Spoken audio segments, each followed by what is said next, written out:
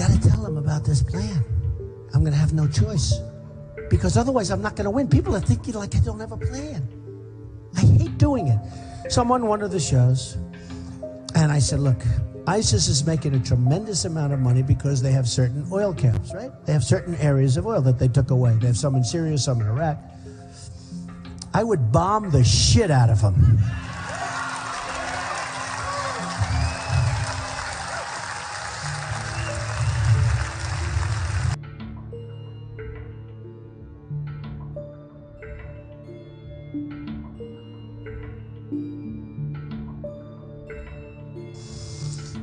You'll get Exxon to come in there, and in 2 months, you ever see these guys, how good they are, the great oil companies? They'll rebuild that sucker brand new, it'll be beautiful. And I'd ring it, and I'd take the oil, and I'd take the oil. And I'd take the oil. What?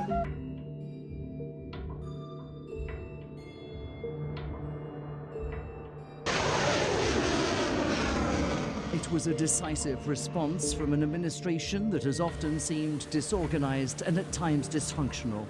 A fusillade of Tomahawk cruise missiles fired from US Navy ships in the Mediterranean aimed at the Syrian airbase from which America says that deadly chemical weapons attack was launched earlier this week. A line in the sand moment for the new commander-in-chief. On Tuesday, Syrian dictator Bashar al-Assad launched a horrible chemical weapons attack on innocent civilians. Using a deadly nerve agent, Assad choked out the lives of helpless men, women, and children. New story coming to us. According to Pentagon, the United States has dropped one of the biggest non-nuclear bombs in Afghanistan. America has just dropped the largest ever non-nuclear bomb on Islamic State targets in Afghanistan. A 21,000 LB weapon dubbed as the mother of all bombs was dropped in Afghanistan's Nangarhar province. This according to Pentagon, and the blast radius is believed to be over 300 meters, and the weapon is described as the father of all bombs. These are inputs coming to us according to reports from Pentagon, and it's the very first time that this weapon has ever been used in combat.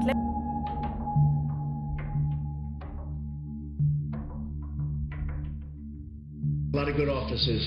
It is a special office, okay? Yes, sir. So we'll go over there, we'll take some pictures, okay? Thank you all very much. How about that bomb, sir? You want to talk about that bomb? Very, very proud of you people. Really another successful job. We're very, very proud of our military. Just like we're proud of the folks in this room, we are so proud of our military, and it was another successful event. Did you authorize it, sir? Everybody knows exactly what.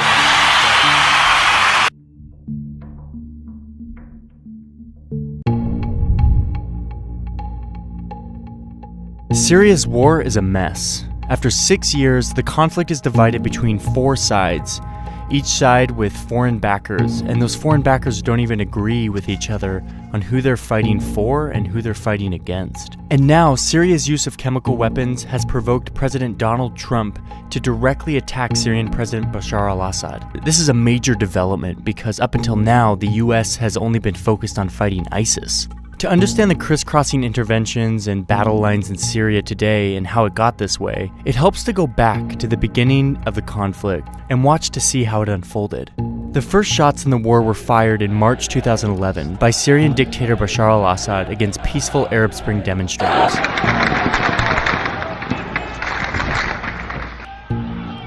In July, the protesters start shooting back, and some Syrian troops even defect from the Syrian army to join them. They call themselves the Free Syrian Army, and the uprising becomes a civil war. Extremists from around the region and the world start traveling to Syria to join the rebels. Now, Assad actually encourages this by releasing jihadist prisoners to tinge the rebellion with extremism and make it harder for foreign backers to support them. In January 2012, Al-Qaeda forms a new branch in Syria, Jabhat al-Nusra.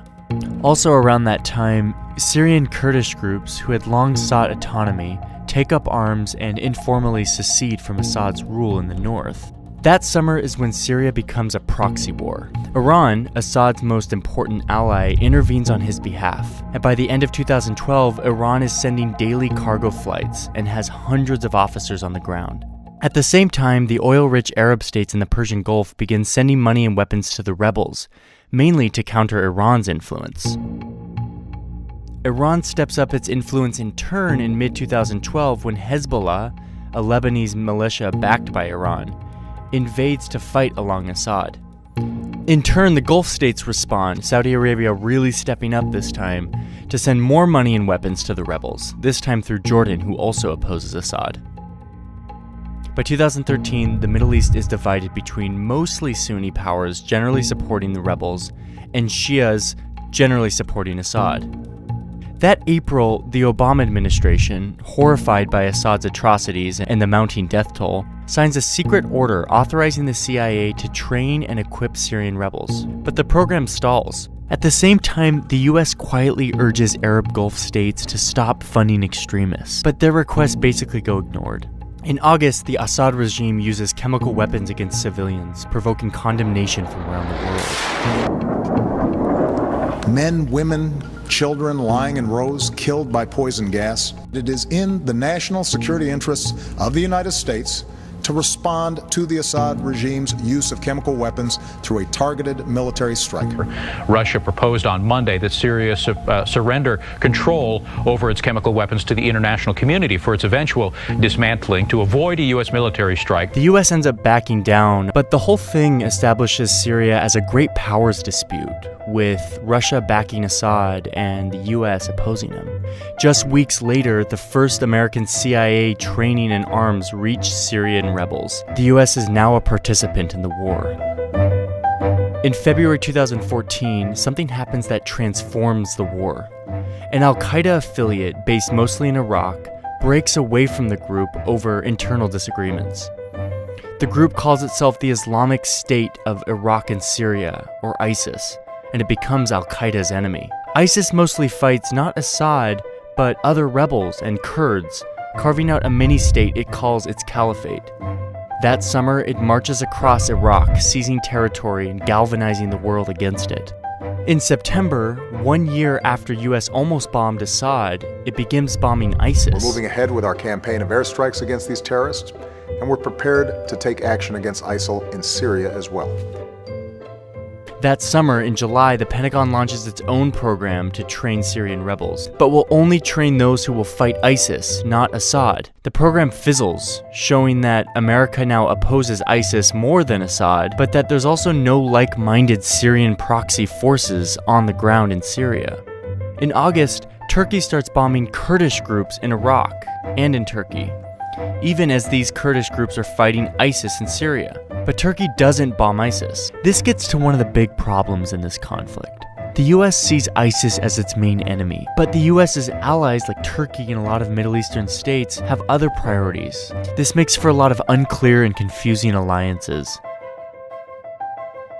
The next month, in September, Russia intervenes on behalf of Assad, sending a few dozen military aircraft to a long-held Russian base in the country. Russia says it's there to bomb ISIS, but in fact only ends up bombing anti-Assad rebels, including some backed by the US. The next year, Donald Trump wins the White House, vowing to stay out of Syria and signaling that Assad should be able to stay in power. At the end of 2016, Assad, helped by Russian air power and Iranian-sponsored militias, retakes the Syrian city of Aleppo, knocking the rebels out of their last remaining urban stronghold. Then, in spring 2017, Assad once again uses chemical weapons against his people, killing 85, including 20 children. Back in the US, Trump says his attitude towards Syria and Assad has, quote, changed very much due to the attacks. He vows to respond, and within just a few days, the White House launches dozens of Tomahawk missiles that strike an airbase in Syria. This is the first time the United States has directly attacked the Assad regime, and this adds yet another crisscrossing complication to the already multi-dimensional civil war.